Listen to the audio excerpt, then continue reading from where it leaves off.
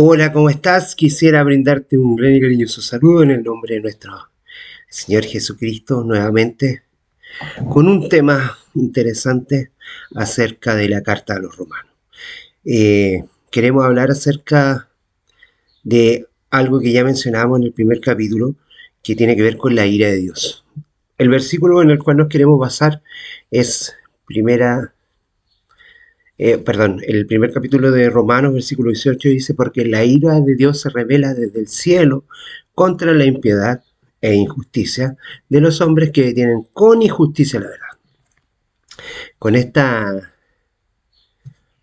con esta porción de las Escrituras queremos entrarnos en este tema y mostrar a Dios con su amor y cómo también hemos entendido de manera equivocada muchos de los fundamentos que el Señor tiene para cada uno de nosotros. Todo esto no sin antes pedir la dirección del Espíritu Santo para que nos acompañe. Querido Señor, en primer lugar, como ya hemos dicho, queremos cada vez conocer tu revelación, saber quién eres tú por medio de tu Hijo Jesucristo, Señor. Él es quien te ha dado a conocer. Nadie ha visto al Padre, sino que solo podemos conocer de ti por medio de tu Hijo amado Jesús, quien es el mayor exégeta. Él es la palabra tuya, es la palabra de Dios. Él es quien interpretó quién eres tú y Él es quien nos permite vivir en comunidad cristiana de la manera en que tú quieres. Todo esto lo agradecemos en tus méritos, Señor. Amén y amén. Bueno, es como confuso este tema, parecía ser verdad, dice Romanos 1:18, al encontrarnos con algunas de estas porciones y en nuestra porción del estudio bíblico que estamos haciendo ahora, podríamos sentirnos como si estuviéramos leyendo un periódico contemporáneo, ¿verdad? La depravación, la violencia, la rebelión, la inmoralidad y la mentira son elementos que siempre están presentes y lamentablemente ocurren exponencialmente en este tiempo, a nuestro alrededor por lo general, en nuestra vida cotidiana. Por lo tanto, no se trata de pecados nuevos. El apóstol Pablo a mediados del primer siglo ya denunciaba tales prácticas.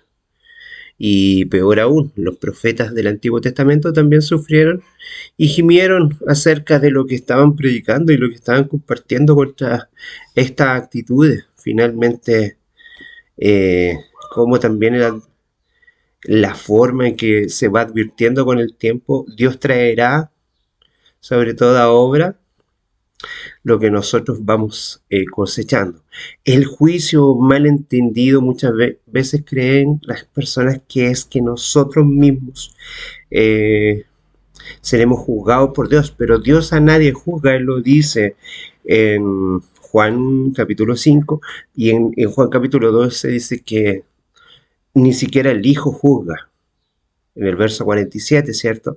Ya lo hemos repasado muchas veces. Dios a nadie juzga, ha dejado todo su juicio a su Hijo Jesucristo, y Jesucristo también dice: yo no vengo a juzgar al mundo, sino que vengo a salvarlos.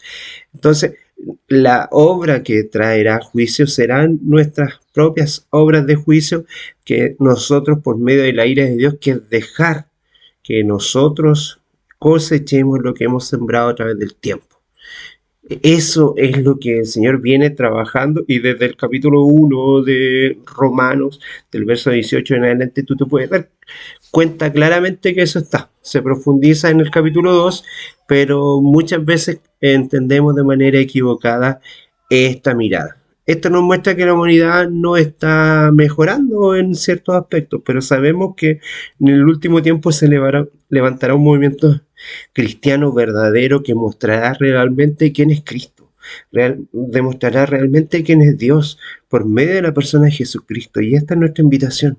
No se trata de actos, no se trata de una santificación falsa por medio de que el hombre muestre quién es en cuanto a su mejora o cambiando ciertas condiciones o estilo de vida, sino que significa estar lleno del Espíritu, significa estar lleno de quién es Jesús. Una de las razones por las cuales estos problemas sociales y personales se multiplican es que nunca nos enfrentamos realmente a esta condición, a que no hemos hecho una transformación verdadera donde la metanoia se puede presentar. Y es por eso que los versículos del 18 al 20 abordan dos temas: la ira de Dios y su revelación, lo cual ya hemos aclarado qué es lo que es, y por otro lado es que saber que la mera mención de la ira de Dios provoca cierta vergüenza al mundo cristiano y cierta incredulidad. Ahora bien, argumentan esto de que la ira es lo mismo que un asesinato. Tú te das cuenta al leer los dos capítulos de Romanos, el primer capítulo y el segundo, nos damos cuenta que el equilibrio de la escritura al definir la ira de Dios, debemos evitar estos extremos porque no nos conducen a nada. Y la ira humana, que es pecaminosa, es la que nos lleva a autocondenarnos. No es que el Señor nos condena, sino que nuestra separación por no ver verdaderamente quién es Dios por medio de su Hijo Jesucristo, nos vamos alejando de la conducta de la cual el Señor quiere, por medio del relacionamiento que nosotros produzcamos de manera natural. Si bien existe esta indignación justa, que es la ira humana, puede ser bastante injusta, porque en realidad los seres humanos tenemos una hostilidad, una malicia y un deseo de venganza. Sin embargo, Dios no es así. Sabemos que Dios es amor. Entonces tú no puedes confundir a un Dios que gobierna todo el universo por medio de su amor con la ira, que es la perversión humana y la maldad que el ser humano ha traído en una separación de la relación con Dios. Y que el Señor cada vez por medio de su Hijo Jesucristo ha querido mantener una vinculación estrecha. Se hace cargo de nuestras conductas, nos entrega sin nosotros incluso habernos arrepentido, el Señor nos brinda su amor. El blanco de la ira de Dios es toda la impiedad y maldad de que los hombres, al suprimir la verdad con injusticia. Así se revela. El verbo traducido como suprimir en Romanos 1:18 también puede significar obstaculizar. Nosotros como seres humanos obstaculizamos mostrar quién es Dios. Es interesante lo que aparece en Romanos 1 del 21 al 25 y cómo la distorsión y la mentira y el rechazo a la verdad, que es la persona de Cristo, nos lleva a autocondenarnos, nos lleva a separarnos de Dios, nos lleva a tener un completo desconocimiento de quién es Dios, porque ellos conocían a Dios, pero al abandonar y al rechazar cómo desde la creación, cómo el Señor se revela en la creación y principalmente en su Hijo Jesús, nosotros no nos damos cuenta de su eterno poder y su naturaleza divina. Y aquí se reconoce claramente: los cielos declaran la gloria de Dios, el firmamento proclama la obra de sus manos, como dice el salmista en el Salmo 19. El hombre solo puede conocer a Dios por quien se le ha revelado. Él se ha revelado primeramente en su Hijo Jesucristo. La revelación natural es suficiente para demostrar la majestad divina, porque también se reconoce en la naturaleza. Las dos revelaciones que nosotros encontramos de Dios es la naturaleza de su creación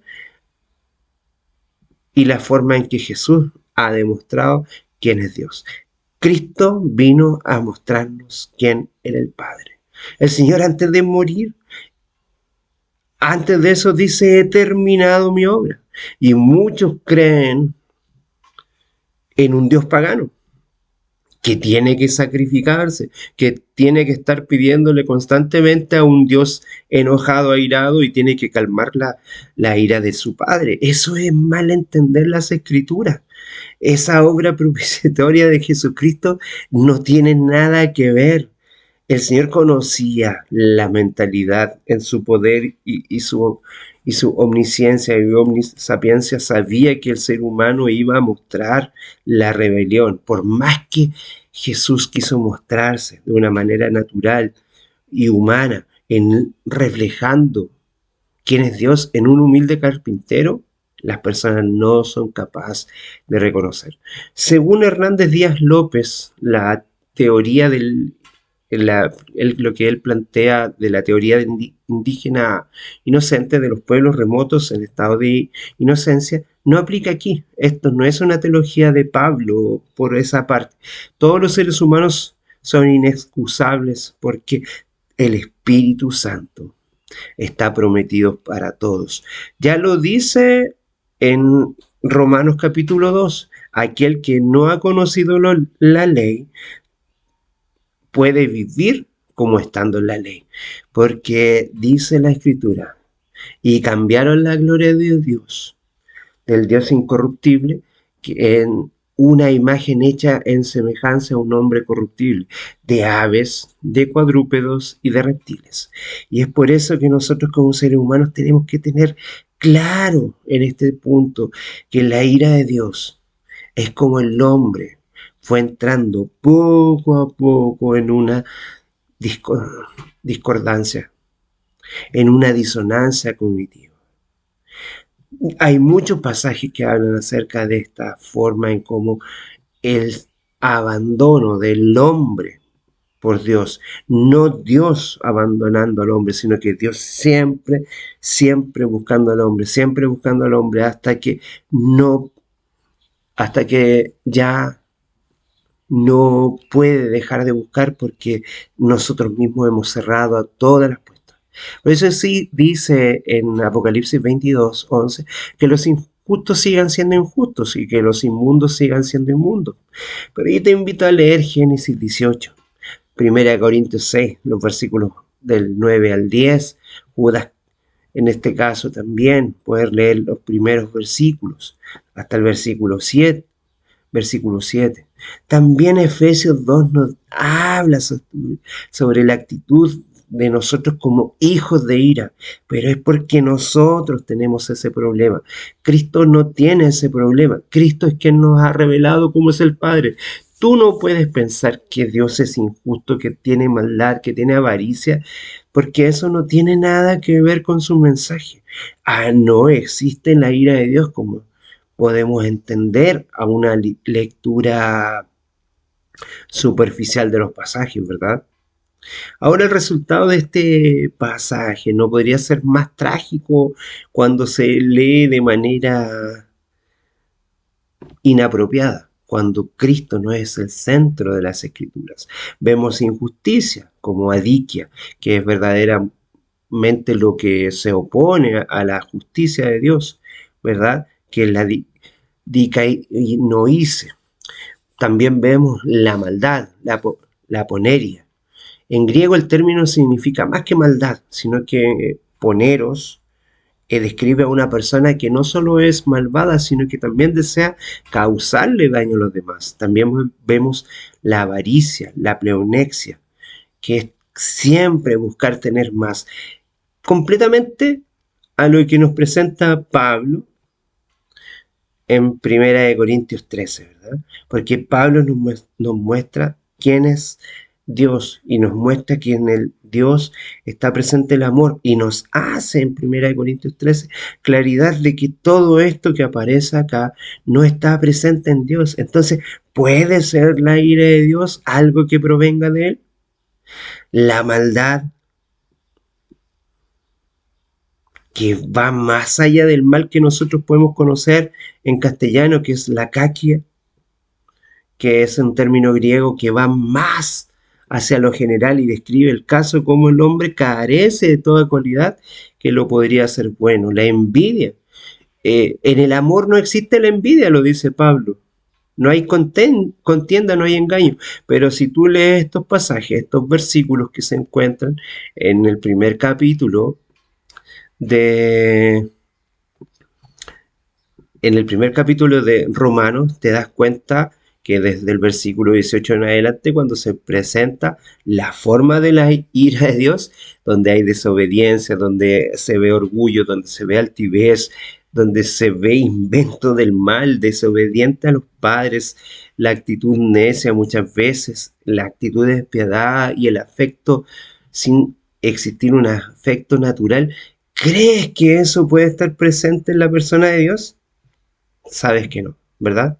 Entonces, para que tú puedas reflejar y para que tú puedas mostrar el carácter de Dios y puedas entender lo que es la ira de Dios, Dios, en su respeto a nuestras decisiones, a pesar de que Él hace todo por buscarnos, permite que nosotros, que nos vamos separando desde la creación con Él, donde los hombres, conociendo la verdad, prefieren la mentira, Él respeta nuestras decisiones y permite que nosotros vamos cayendo de lo más bajo o hacia lo más profundo. Porque la ira de Dios es recibir lo que nosotros estamos decidiendo. Que el Señor te acompañe, porque Él está haciendo todo por medio del amor, por medio de su Hijo Jesucristo. Y completamente distinto a lo que se presenta acá, es lo que el Señor quiere hacer para que tú le conozcas y puedas tener una relación directa y constante con Él. Él ya te salvó. Él ya murió por ti. Tú eres salvo desde antes de la fundación del mundo. Estás inscrito en el libro de la vida del Cordero. Sin embargo, para que puedas ser feliz y puedas vivir una vida plena, es importante que te relaciones con Él y lo conozcas verdaderamente. Que el Señor te bendiga grandemente. Gracias y paz.